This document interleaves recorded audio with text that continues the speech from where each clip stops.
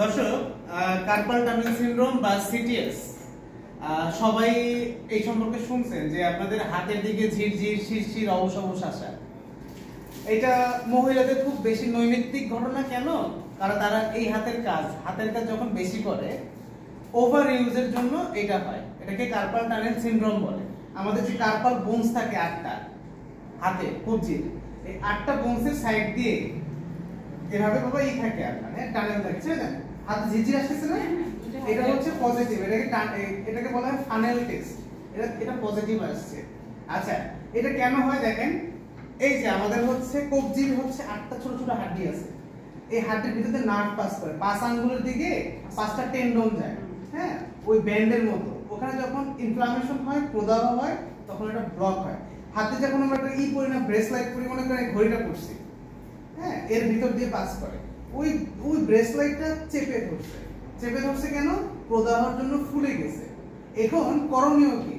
এই প্রদাহটা কমায় ফেললে রক্ত চলাচল বাড়বে, এটা সঞ্চালন বাড়বে, কমে যাবে। অথবা কাটতে হবে, ব্যান্ডটা কেটে ফেলাই দিতে হবে।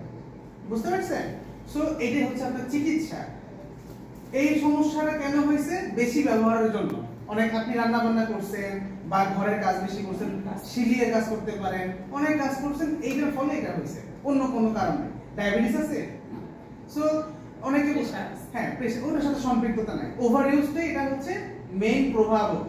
যেহেতু হয়ে গেছে, এখন কি করণীয়? যেখানে আপনার পয়েন্ট থাকা ছিল 10-এর বেশি, সেখানে 3-এরও কম আছে। তার মানে নার্ভ খুব চেপে আছে। আপনার যদি এখানে চেপে ধরি, খুব ব্যথা হবে, খুব ব্যথা, অনেক ব্যথা। কারণ কি? চেপে ধরলে আপনার এটাকে ছড়ায় যাচ্ছে, ব্যথা বেশি। সো এটাকে সিটিএস বলে। দর্শক, সিটিএস এর চিকিৎসা মূলত দুইটা। এক হচ্ছে ফিজিওথেরাপি নিয়ে ঠিক করে ফেলা, অথবা অপারেশন। সো ওষুধ খেয়ে আসলে এটা কোনো কাজই নেই। ওষুধ খেয়ে একটু আরাম পেতে পারেন সর্বোচ্চ। সো একজন কোয়ালিফাইড ফিজিওথেরাপিস্ট যখন দেখাবেন, উনি আপনাকে ভালো পরামর্শ দিতে পারবেন। যত তাড়াতাড়ি আসবেন, আপনার কখনোই সার্জারি লাগবে না। যদি লেট করে ফেলেন, সার্জারি করলে আপনার ফ্লেক্সো রেটিনাকুলাম বলে ব্যান্ডটাকে, ওই রেটিনাকুলামটাকে কেটে দিলে আবার স্বাভাবিক হয়ে যাবে। সমস্যা নেই, এই অপারেশনটা কোনো ঝামেলাবিহীন অপারেশন। সো এই ধরনের সমস্যা করলে প্রথমত যখন হাতে ঝিঝি শিরশির ব্যথা আসবে, একজন কোয়ালিফাইড স্পেশালিস্ট ফিজিওথেরাপিস্টের আগে দেখাবেন, ওষুধ না খেয়ে। ওষুধ খেয়ে আপনি এটাকে ব্লক করে রাখলেন এবং দিন দিন এটা সমস্যা বাড়লো, কিন্তু আপনি বুঝতে পারলেন না। পরে ওষুধও কাজ করবে না এবং আপনার জন্য ক্ষতির কারণ হয়ে দাঁড়াবে। তো ওষুধ না খেয়ে অবশ্যই একজন স্পেশালিস্টের শরণাপন্ন হন। ধন্যবাদ সবাইকে ভাই।